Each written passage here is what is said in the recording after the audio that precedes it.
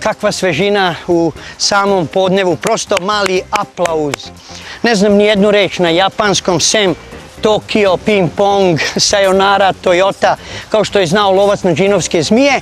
Ali evo, nalazim se u japanskom vrtu u sred samog centra grada.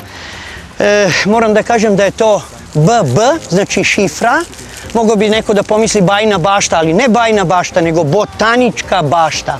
Ovo je poklon japanske vlade, ali ja neću da govorim sada o kulturološkom značaju ovoga poklona, koliko hoću da kažem o veoma zanimljivom ambijentu. Pogledajte, ovdje čovek može da se umije i to je fantastično. Evo, tu su lokvanji.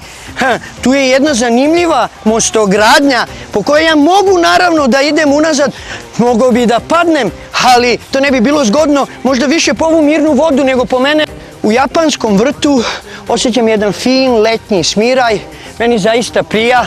Pogledat ću ove stepenice, evo trčim, hopa, ovdje je jedan pravi zen hram, prazan je, može u njemu da se stane, da se sedne, da se prekorači, da se gleda. Prava istočnjačka atmosfera u kojoj nema puno predmeta, nema puno opterećenja, a sve je stvoreno upravo za to da čovek može da funkcioniše u njemu. Šta je ovo? Moram da pogledam, ovo nije most, možda most ka idejama, jedna mala drvena pasarela. Oj, kako je lepo na ovoj pasareli malo se ljuljati. Možda bi ja mogu i da se prebacim nekako, ali ovdje je sigurnije. I evo, sad se ja nalazim na drugoj strani pasarele, a da budem iskren, mogao sam sve to da uradim i preko nje, jer je pravo uživanje u japanskom vrtu ne ići na evropski način, kako sam ja to malo uradio, nego dostojanstveno, smireno, kako to rade jogi i zen učitelji.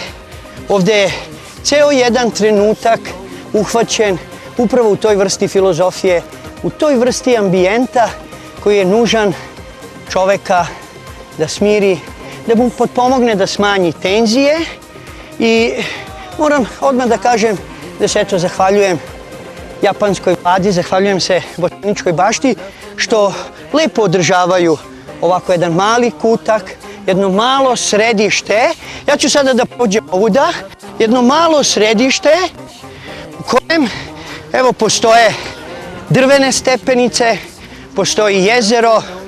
Nažalost, moram da kažem, evo neko je nepažljiv bio, bacio je plastičnu kesu, to zaista nema smisla.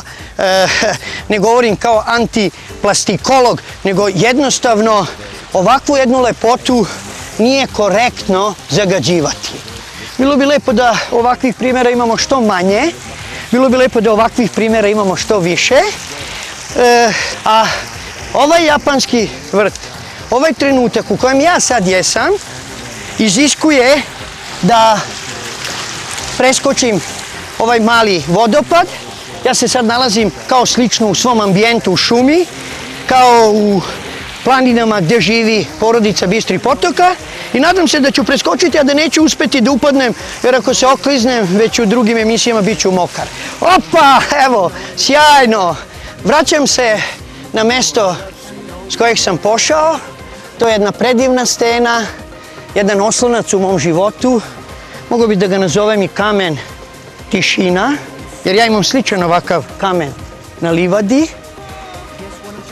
Eto, dragi moj kamene, zahvaljujem ti se što si mi omogućio da od tebe startujem, krenem i napravim jedan krug, upravo onakav krug kakav nas čeka i u celom životu, upravo jedan od krugova koji nas neprestano čeka u celom životu, jer tamo završimo jedan krug, a otvara se novi krug i mi neprestano tako putujemo, a uz ovakav ambijent japanskog vrta mislim da to sve može da bude malo lepše i bolje, a uz ovako mnogo gore.